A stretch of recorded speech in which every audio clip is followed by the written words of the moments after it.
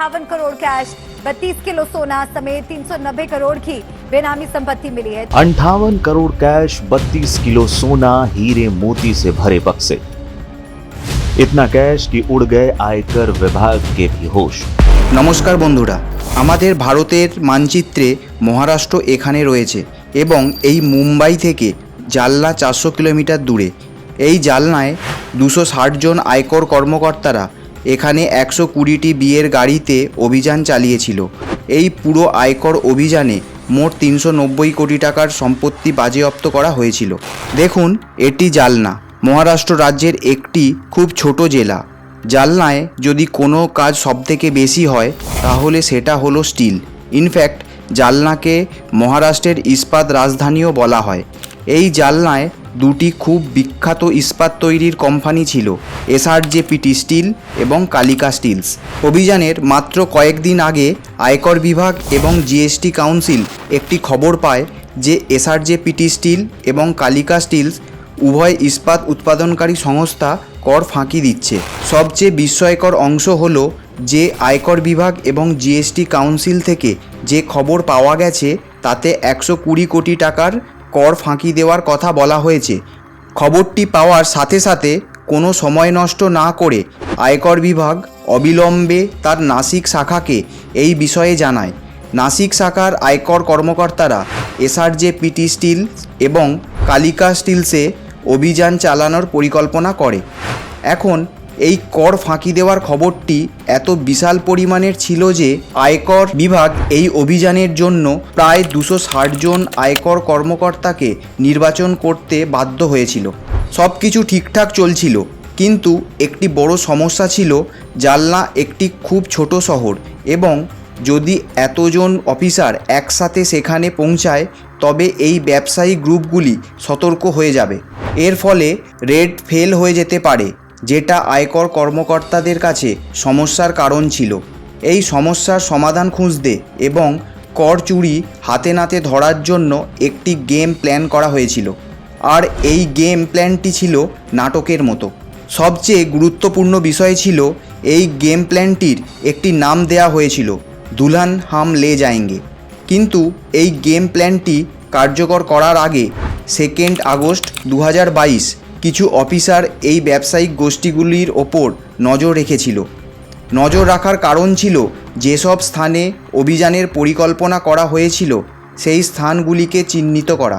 সংক্ষেপে সিদ্ধান্ত নেওয়া হয় যে এই দুই ইস্পাত কোম্পানি এসআরজেপিটি স্টিল এবং কালিকা স্টিলস তাদের অফিস, কারখানা এবং মালিকদের বাড়ি এই অভিযানে থাকবে। 3 আগস্ট 2022 এই অভিযান সফলভাবে চালাতে আয়কর বিভাগ থেকে 120টি গাড়ি ভাড়া নেওয়া হয়।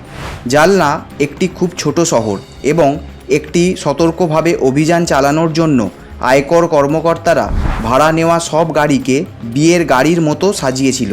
আর সব গাড়িতে রাহুল ওয়েটস অঞ্জলি এবং দুলহান হাম লে যায়েঙ্গে এর স্টিকার প্রতিটি গাড়িতে লাগানো হয়েছিল। অর্থাৎ পুরো পরিবেশ এই রকম তৈরি করা হয়েছিল যে বিয়ে করতে বর ও বরযাত্রী যাচ্ছে। 260 জনেরও বেশি আয়কর কর্মকর্তা বিয়ের পোশাক পরে তৈরি হয়েছিল। একজন ইনকাম ট্যাক্স অফিসার বর হয়েছিলেন যাতে মানুষের কোনো রকম সন্দেহ না হয়।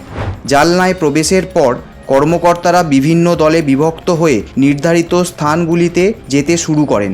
আসুন 3টি স্থানের স্ট্যাটাস কী ছিল জেনে নিই। আয়কর কর্মকর্তারা উভয় ইস্পাত কোম্পানির মালিকদের বাড়ি থেকে কিছুই খুঁজে পাননি। আয়কর কর্মকর্তারা উভয় ইস্পাত কোম্পানির কারখানা থেকে কাঁচামালের জালিয়াতি এবং অ্যাকাউন্ট বইয়ের ভুল এন্ট্রি খুঁজে পেয়েছেন।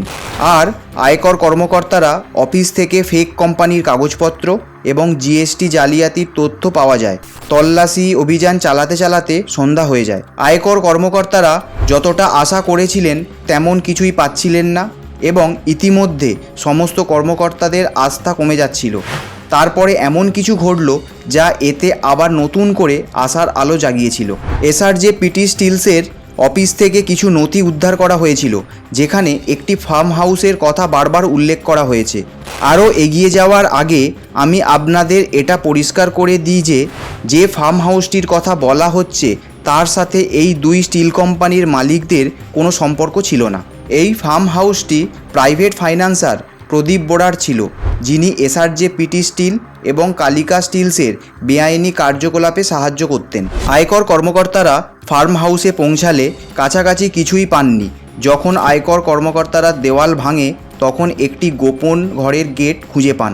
অবশেষে গেট ভেঙে অফিসাররা ভেতরে গিয়ে দেখেন সেখানে অনেক গদি ও কিছু আলমারি রাখা আছে। গদি ও আলমারি খুলে দেখে আয়কর অফিসাররা অবাক হয়ে যায়। আর এটা শুনে আপনাদের পায়ের মাটি সরে যাবে যে গদির ভেতরে 500 টাকার নোটের হাজার হাজার বান্ডিল লোকানো আছে। আর আলমারির মধ্যে সোনার গয়না, সোনার কয়েন, সোনার ইঁট, সোনার বিস্কুট ও হীরের গয়না রাখা ছিল। ফার্ম হাউসে সার্চ অপারেশন করতে করতে সকাল হয়ে গিয়েছিল এবং এখন সময় ছিল বাজেয়াপ্ত করা জিনিসগুলির মূল্য নির্ধারণ করা। এত বিপুল পরিমাণ টাকা ছিল যে হাতে গোনা সম্ভব ছিল না, তাই সমস্ত টাকা ব্যাগে ভরে কাছের এসবিআই ব্যাংকে নিয়ে যাওয়া হয়। আপনি শুনে অবাক হবেন যে সকাল 11টায় ব্যাংকে নোট গণনা শুরু হয় এবং এই প্রক্রিয়া চলে রাত 1টা পর্যন্ত, অর্থাৎ প্রায় 13 ঘন্টা। অবশেষে এই অভিযান শেষে গণনা করার পরে সেই ফার্ম হাউস থেকে মোট 58 কোটি টাকা নগদ, 32 কেজি সোনা, 14 কোটি টাকার হীরা এবং 300 কোটি টাকার অঘোষিত সম্পত্তি বাজেয়াপ্ত করা হয়েছিল। সামগ্রিকভাবে ভারতের এই আয়কর অভিযানে বিপুল পরিমাণ সম্পত্তি অর্থাৎ 390 কোটি টাকার সম্পত্তি বাজেয়াপ্ত করা হয়েছিল।